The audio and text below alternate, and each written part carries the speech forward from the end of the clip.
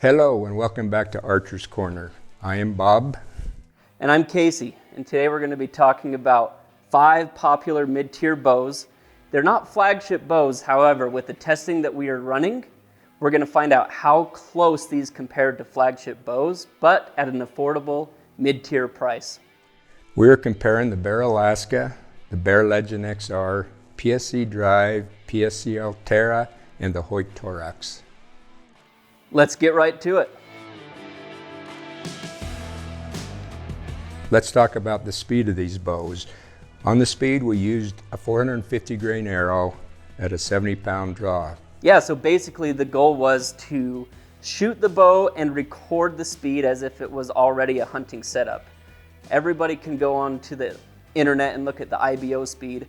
We wanted to get a realistic speed. But what we have here is the Bear Alaskan averaging at 285 feet per second. Bear Legend XR, 270 feet per second.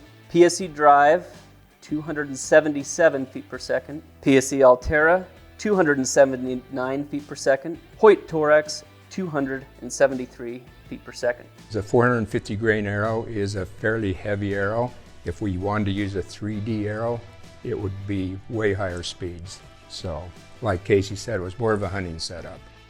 Yeah, and it seems like the trend is to use a heavier arrow now. 450, maybe a touch heavy, but not super heavy.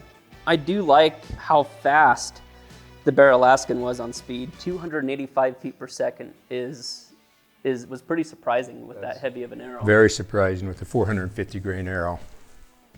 One thing that I will say though is the Bear Legend XR, it does say we got a 270 feet per second reading. However, we have to remember that these cams go all the way down to an 18-inch draw length. So to be honest, even though it's not the fastest bow, you turn it down to like a 22-inch draw length for someone who has shorter arms or like a teenager or a female huntress, you're actually getting a really efficient speed at a lower draw length. An amazing thing about that bow is the draw cycle is pretty incredible. There's no vibration in it, it's an easy draw cycle. And for that kind of speed, for a highly adjustable bows, it'll fit kids, ladies, and men, it's pretty awesome. Yeah, absolutely.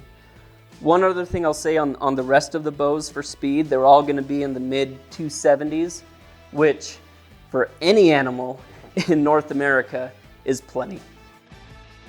All right, next up we're going to talk about the forgiveness. Basically, there's probably a million ways to get the forgiveness. We wanted to be more objective and less opinionated, so all we did was we took the measurement of the brace height, which is going to be the inches from the deepest part of the grip to the string, and then the axle to axle, which is exactly how it sounds, axle to axle in inches. We took those two measurements and we put them into a formula, and we ended up putting them on a 1 to 10 scale. We ended up rating the Bear Alaskan with a score of a 6 out of 10, Bear Legend XR, 6 out of 10, PSE Drive, 6.9 out of 10, PSE Altera, 6.9 out of 10, and Hoyt Torax, 6 out of 10. The thing that really surprised us on these bows is this PSE Drive. If you look at the cams, they look very aggressive, kind of like the older cams. What's really surprising about this bow, this is, in my opinion, got the easiest draw, the least amount of vibration than any bow out there. Even with these cams, this is a pretty forgiving bow. A lot of these bows, they ended up being a very similar rating, either right at 6 or closer to 7, but they all came out pretty similar. However, depending on how you're built, the length of your arms and your draw length might depend on which one you would choose. Okay, one other thing we want to see as far as forgiveness. On this bow, as you notice, the limb angle is not as parallel as the other ones, and it's kind of like a little bit of the older school bows. We notice on the shot, it will kind of rock back, and it's got more vibration than all the other bows. But with the stabilizer, it pretty well takes care of it and fixes it. All right, now let's talk about the noise.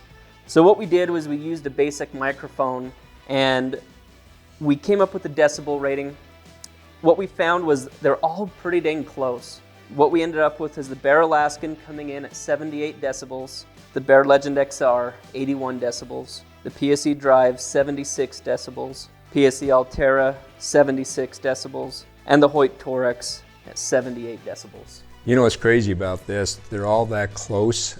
You would never notice a difference with your right next to it with your ear. Another thing I'll say is this was all tested without any equipment on the bow. You start putting dampers on, a stabilizer on your sight and everything, those decibels are going to go even lower. They've gotten so good at damping sound, so as you can see, they're all very quiet. Now we're going to talk about the carry weight, and once again you can go and look these up. We decided to use our own scale. What we found, again, just like the noise, they're all very similar. The Bear Alaskan came in at 4 pounds and 0.2 ounces. Bear Legend XR, 4 pounds, 1.1 ounce. PSE Drive, 4 pounds, 6.2 ounces. PSE Altera, 3 pounds, 14.8 ounces. Hoyt Torex, 4 pounds and 1.6 ounces. One thing about having a nice lightweight bow is obviously it's lightweight. But if you're shooting in a 3D shoot, you're gonna want every bit of accuracy. And a little bit heavier bow does actually help with that steady hold. It also is something to keep in mind when you're choosing your accessories, what kind of sight you put on it, if you want to go really lightweight or put on heavier stabilizers. Totally depends if you're going to mostly be backcountry hunting to target shooting. Yeah, Casey hit on the head there. Your 3D shooters are going to like a heavier bow. They're going to want a front stabilizer. Most of them want a rear stabilizer. It just holds better. If you're sitting a lot up in the hills, you want to pack it back there, you'd be better off with that same setup. But most of us like to hike, and that heavier bow kind of gets in the way after a while. This PSE Drive was the bow that stood out for me for various reasons. It's longer axle to axle, it's got a good brace height, the cams make it extremely smooth, and it's got really good speed. This is a really, really good bow for the money. Another bow that stood out was this Legend XR. This could be a youth bow, a teenager bow where you can grow because it's so adjustable. But what's crazy about this bow is it's got a pretty solid back wall, which most highly adjustable bows do not. It's got a smooth draw, and it's really fun to shoot. What do you think, Casey? Totally agree with those two. They make a lot of bows that are grow with you. The Legend XR would be like the top of the line grow with you bow. Yes, for sure. The Alaskan, with the speed that it gets, it's so fast, but maintaining a very quiet noise output and almost no shock. It's very dead in your hand, even without a stabilizer or anything on it. And it's a really good draw cycle also. Bear did a really good job on this bow. Like I said before, any of you that do have a shorter draw length, this Hoyt Torex is fantastic. It's, like I said, it's a more compact bow, but still offers a lot of forgiveness that it makes up for in the brace height. Also, there's absolutely no vibration on that bow. That is a really sweet bow to shoot, for sure.